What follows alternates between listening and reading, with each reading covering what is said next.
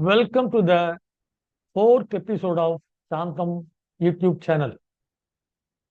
மற்ற 3 எபிசோட்ல நாட்டுப்பற்று வேணும்னு பார்த்தோம், மொழிப்பற்று வேணும்னு பார்த்தோம், ஆட்டிடியூட் ஆஃப் கிராட்டிடியூட் நன்றியறிதல் வேணும்னு பார்த்தோம், நன்னம்பிக்கை வேணும்னு பார்த்தோம், இறை நம்பிக்கை தேவைன்னு பார்த்தோம். இந்த எபிசோட்ல இந்த காலத்து இளைஞர்களுக்கு இல்லாம இருக்கக்கூடிய ஒரு குணாதிசயத்தை பத்தி பார்க்க போறோம். கண்டதும் காதல், காதல் நிறைவேறாத போது காதலியை குத்தி கொன்னுட்டு தானும் தற்கொலை பண்ணக்கூடிய இளைஞர்கள், ஒரு பரீட்சையில ஃபெயில் ஆயிட்டோம் உடனே தற்கொலை பண்ணக்கூடிய ஒரு முயற்சி, ஃபேமிலியில ஒரு ப்ராப்ளம் உடனே ஒரு தற்கொலை, குடும்பத்தை எல்லாரையும் கொலை செய்யக்கூடிய அந்த ஒரு மோசமான ஒரு குணம் இந்த காலத்து இளைஞர்களுக்கு இருக்கக்கூடிய ஒரு பெரிய சாபம், ஒரு பெரிய சாபம்.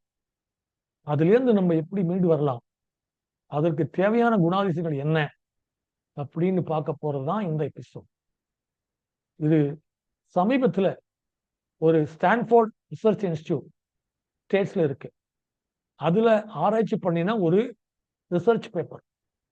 இது கற்பனை அல்ல, நம்ம நாட்டிலேருந்து போய் அந்த நாட்டில் செட்டில் ஆகி அந்த நாட்டிலேயே தன்னோட உயிரை மாற்றிக்கிட்ட ஒரு குடும்பத்தை பத்தி உள்ள ஒரு ரிசர்ச்.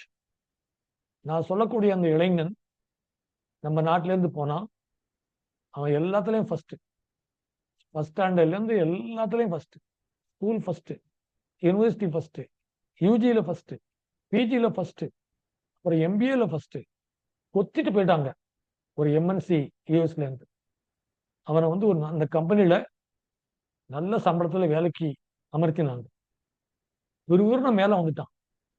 10 வருஷத்துல இந்த கம்பெனியில 2வது இடத்துக்கு வந்துட்டான். இந்த 10 வருஷத்துல ஒரு பெண்ணை, அங்கே உள்ள ஒரு பெண்ணை லவ் பண்ணி சந்தோஷமா வாழ்ந்து 2 குழந்தைகளும் பெற்றாங்க. 10 வயசுல ஒரு பையன், 7 வயசுல ஒரு பொண்ணு. குடும்பம் ரொம்ப சந்தோஷமா போயிட்டு இருந்தது. ஆனா எப்பவுமே சந்தோஷம் நிலையா இருக்கிறது இல்லை, அதானே வாழ்க்கை. ஸோ அவங்களுக்கு அது புரியல. 2008ல மிட் பிரைம் கிரைசிஸ் அப்படின்னு சொல்லுவாங்க, அந்த பொருளாதார வீழ்ச்சி எல்லா நாடுகளையும் அஃபெக்ட் பண்ணிச்சு. அது அந்த கம்பெனிக்கும் அந்த அந்த பிரச்சனை வந்தது. ஸோ அந்த கம்பெனியில அடுத்த மாசத்துல இருந்து வேலை இல்லை அப்படின்னு சொல்லிட்டாங்க. இந்த நான் சொன்ன அந்த இளைஞனுக்கு அடுத்த மாசத்துல இருந்து வேலை கிடையாது. நம்ம நாடு மாதிரி இல்லை. யூஎஸ்லாம் 1 லட்ச ரூபா சம்பளம் வாங்கினாங்கன்னா 1,50,000 ரூபாய்க்கு செலவு வரும். எல்லாத்துக்கும் இஎம்ஐ, காருக்கு இஎம்ஐ, வீட்டுக்கு இஎம்ஐ, வாங்கக்கூடிய சாமானுக்கு இஎம்ஐ, எல்லாத்துக்கும் இஎம்ஐ போட்டு போட்டு போட்டு கையில 1 பைசா மிஞ்சாது, $1 மிஞ்சாது. அப்படிப்பட்ட நிலைமையில தான் யூஎஸ்ல இப்போ ஓடிட்டு இருக்கு. நம்ம நாட்டில் எவ்வளவோ பரவாயில்ல, அட்லீஸ்ட் சேவிங்ஸ் கொஞ்சமாவது இருக்கு. ஸோ இந்த பையனும் இந்த இளைஞனும் அவனால எதுவுமே சேர்க்கல. 10 வருஷத்துல நிறைய சம்பாதிச்சான், எதுவுமே சேர்க்க முடியல, சேர்க்கறதுக்கு மனசும் இல்லை. அதனால அடுத்த மாசத்துக்கு என்ன பண்ண போறோம் அப்படிங்கிற கவலை வந்துருக்கு. எப்படி இஎம்ஐ கட்ட போறோம், பெத்தவங்கள்ட்ட போய் கேட்கறதுக்கு ஒரு கௌரவ குறைச்சல், ஒரு ஃபால்ஸ் பிரஸ்டீஜ். அதனால ஹஸ்பண்டும் ஒய்ஃபும் உட்காந்து டிஸ்கஸ் பண்ணாங்க என்ன பண்ணலாம் அப்படின்னு சொல்லிட்டு. 2 பேரும் என்ன டிசைட் பண்ணாங்கன்னா, 2 குழந்தைகளையும் ஷூட் பண்ணி கொன்னுட்டு தான் 2 பேரும் சூசைட் பண்ணிக்கணும் அப்படின்னு முடிவு பண்ணி அதை நிறைவேற்றும் செஞ்சாங்க. இதுதான் அந்த நிகழ்ச்சி. ஏன் இப்படி நடந்தது கொஞ்சம் ஆராய்ச்சி பண்ணி பார்த்தா ரிசர்ச் என்ன சொல்லுதுன்னா, இந்த ரிசர்ச் என்ன சொல்லுது அப்படின்னா, இவங்க 2 பேரும் அந்த முடிவெடுத்ததுக்கு காரணம், இந்த இளைஞன் சின்ன வயசுல இருந்து வெற்றியை மட்டும்தான் பார்த்துக்கணும், தோல்வியே அவன் சந்திக்கல. அவங்க பேரண்ட்ஸும் அதை பத்தி கவலைப்படல, எல்லாத்தையும் அவனை உசுப்பி விட்டுட்டாங்க. அவங்களுக்கு எல்லாத்துக்கும் ரோடு போட்டு கொடுத்துட்டாங்க. இந்த ரோட்ல சந்தோஷமா போயிட்டு இருந்தான். ஆனா ரோடு எப்பவும் ஒரே மாதிரியான ரோடா இருக்காது அப்படிங்கிறது அந்த பேரண்ட்ஸ் அந்த பையனுக்கு கற்றுக் கொடுக்க மறந்து போயிட்டாங்க. எல்லாத்துக்கும் நல்ல ரோடு போட்டுட்டாங்க, கரடுமுடான ரோட்ல எப்படி பாதை பண்றது, எப்படி பயணம் பண்றது அப்படிங்கறது அவங்க சொல்லி கொடுக்கல. Life is not a bed of roses, it is a bed of cons அப்படிங்கிறது அவங்களுக்கு புரிய வைக்கக்கூடிய அவகாசம் இல்லை. அதனாலதான் அந்த பையன் வெற்றியே சந்திச்ச அப்புறம் தோல்வி வந்தோடனே அதை எதிர்கொள்ளக்கூடிய துணிச்சல் அவனுக்கு இல்லை. அந்த கோடைத்தனமான ஒரு முடிவை எடுத்தான். அழகான 2 குழந்தைங்க, ஒய்ஃபு, இவங்க எல்லாத்தையும் கொண்டு தானே இறந்து போயிட்டான். இதுல இருந்து அவன் மீண்டுட்டு வந்திருக்கலாம், அந்த தைரியம் அவனுக்கு இல்லை. இதுதான் இப்போ உள்ள நிதர்சனமான உண்மை. நிறைய பேர், நிறைய இளைஞர்கள் நல்ல அறிவு இருக்கும், நல்ல ஆற்றல் இருக்கும், ஆனா தோல்வி வந்தோன்னு தோண்டு போடக்கூடிய ஒரு மோசமான ஒரு சூழ்நிலைக்கு அவங்க ஆட்கொண்டுறாங்க. வெற்றி வந்தோன்னு ஓஹோன்னு சொல்றாங்க, தோல்வி வந்தோன்னு அப்படியே தோண்டு போயிடுறாங்க. இந்த நிலைமையில இருந்து அவங்க விழுந்துட்டு வரணும் அப்படிங்கிறதுதான் நான் சொல்ல வந்த கருத்து. அதுக்கு பேரண்ட்ஸும் சின்ன வயசுல இருந்த குழந்தையோட அந்த மாதிரி வளர்க்கணும். அவங்கள தோல்வி அடையும் போது தோல்வியிலிருந்து எப்படி மீண்டுட்டு வரலாம், எப்படி சமாளிக்கலாம், எப்படி தோண்டுவாம இருக்கலாம் அப்படிங்கிறத அவங்களுக்கு சின்ன வயசுல இருந்து கற்றுக் கொடுத்தா இந்த மாதிரியான ஒரு சூழ்நிலை அந்த மாதிரி இளைஞர்களுக்கு அந்த மாதிரி வேற எல்லாருக்கும் வராம இருக்கிறதுக்கு அவங்க தடுக்கலாம். இதுக்கு சம்பந்தப்பட்ட இன்னொரு நிகழ்ச்சி சமீபத்தில் நடந்த ஒரு நிகழ்ச்சி. இது நான் சொல்றது கிட்டத்தட்ட 20 வருஷத்துக்கு முன்னோட நிகழ்ச்சி. நான் இப்ப சொல்லக்கூடியது ரொம்ப சமீபத்தில் நடந்த ஒரு நிகழ்ச்சி. ஒரு பையன் ஒரு ஐடி கம்பெனில வேலை பார்த்துட்டு இருந்தான். இப்பதான் தெரியுமே உங்களுக்கு, ஐடில இந்த ஆர்டிபிஷியல் இன்டெலிஜென்ஸ், மெஷின் லேர்னிங் இதெல்லாம் வந்தப்புறம் நிறைய பேருக்கு வேலை போயிடுச்சு. அந்த பையன் தன்னை புதுப்பிச்சுக்கல, தன்னை ரினியூ பண்ணிக்கல, எல்லாமே இப்படியே போயிருக்கும் அப்படின்னு நினைச்சிட்டு இருந்தான். ஆனா அது அப்படி போகல அவனுக்கு. ஸோ வேலை போயிடுச்சு, தான் எக்யூப் பண்ணிக்கல. ஸோ வேலை பண்ண உடனே அவங்க வீட்டுல எல்லாரும் அவனை திட்ட ஆரம்பிச்சாங்க, தண்டச்சோறு சொல்ல ஆரம்பிச்சாங்க. நல்ல வேளை அவனுக்கு மேரேஜ் ஆகல, ஆயிருந்தா 3வது ஆளும் சேர்ந்து சொல்லியிருப்பாங்க. அவங்களோட ஃப்ரெண்ட்ஸ் எல்லாம் அது வரைக்கும் அவனோட பணத்துக்காவணி கூட இருந்த ஃப்ரெண்ட்ஸ் எல்லாம் அவனை விட்டு விலகி போயிட்டாங்க. அத்தை குளத்து அருநீர் பறவை போல், தண்ணி இல்லாத குளத்துல பறவை எல்லாம் பறந்து போற மாதிரி அவனை மாதிரி அவன் கூட இருந்தவங்க, அவங்க ஃப்ரெண்ட்ஸ் எல்லாம் இங்கேருந்து அவன்கிட்டேருந்து போக ஆரம்பிச்சிட்டாங்க. ரொம்ப விரக்தி ஆயிட்டான். அப்படியே கால் போற போக்குல நடந்து போயிட்டே இருந்தான். என்ன பண்றதுன்னு தெரியல. அப்போ இடையில போற இடத்துல போற வழியில ஒரு கோயிலை பார்க்குது. இந்த கோயில போய் ஆண்டவன்கிட்ட முறையிடலாம் அப்படின்னு கோயிலுக்குள்ள போறான். இந்த கோயில் போயிட்டு இருக்கும்போது பிரகாரத்தை சுத்தி வரான். இப்போ ஒரு சிவாச்சாரியார் வர்றாரு. என்ன தம்பி, மனசுல ரொம்ப கலக்கமா இருக்கா, மனசே சரியில்லையா, மூஞ்சியே சொல்லுத, அகத்தின் அழகு முகத்தில் தெரியும் சொல்லுவாங்க, உனக்கு என்ன கஷ்டம் சொல்ல, என்கிட்ட என்னால முடிஞ்ச உதவியை நான் உனக்கு பண்றேன் அப்படின்னு அவர் சொன்னாரு. உடனே அவன் தன்னுடைய நிலைமையெல்லாம் சொன்னான்.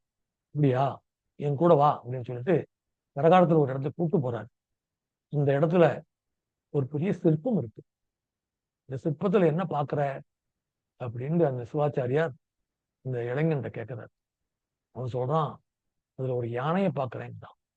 யானையா பாக்குறேன், நல்லா கூர்ந்து பாரு, கவனிச்சு பாரு, ஆழ்ந்து பாரு அப்படின்னு சொல்றாரு. நல்லா யோசிச்சு பாக்குறான், ஆழ்ந்து உள்ள முங்கி பாக்குறான், சிற்பத்துக்குள்ள முங்கி பாக்குறான். அப்போ ஐயா, முதல்ல யானையை பார்த்தேன், இப்போ 9 பெண்களை பாக்குறேன் அப்படிங்கிறான். ஆஹா, கரெக்டா சொல்லிட்டேன். 9 பெண்கள் மட்டும்தான் பாக்குறியா, வேற எதுவும் பாக்குறியா? அவங்க 9 பெண்களோட முகத்திலையும் பலவிதமான உணர்ச்சிகள் இருக்கு, ஒரே மாதிரியான உணர்ச்சிகள் இல்லை. கரெக்ட், ரொம்ப சரியா சொல்லிட்ட நீ. இந்த சிற்பத்துக்கு பேர் நவநாரி குஞ்சரம். நவநாரி குஞ்சரம். நவம்னா 9, நாரினா பெண்ணு, குஞ்சரம்னா யானை. இந்த பெண்களோடு முகத்துல 9 விதமான உணர்ச்சிகள் இருக்கு. நவரசம் சொல்லுவாங்க.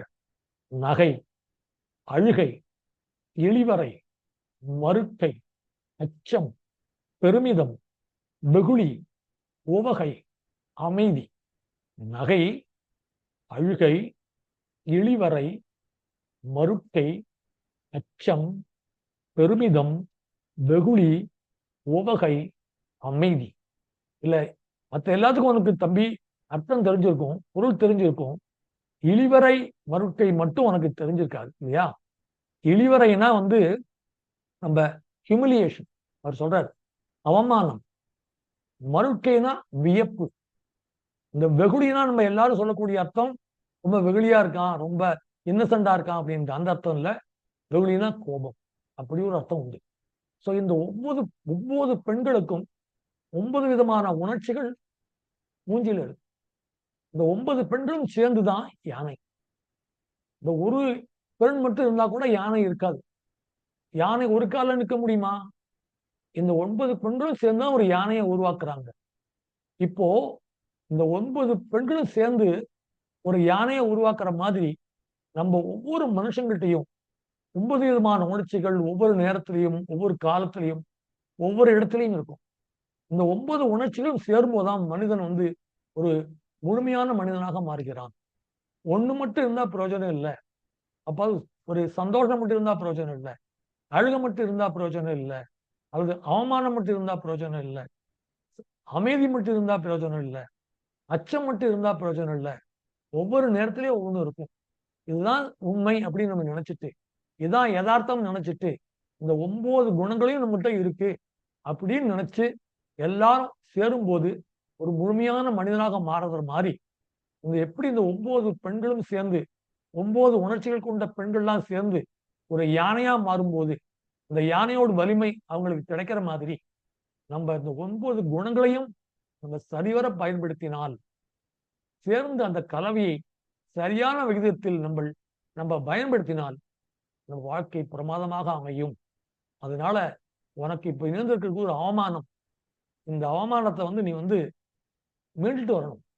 இப்ப நீ இழிவரையா இருக்க, உனக்கு இந்த ஒரு ஹியூமிலியேஷன் இருக்கு, எல்லாரும் என்ன மதிக்கலைங்கிற ஒரு ஹியூமிலியேஷன் இருக்கு.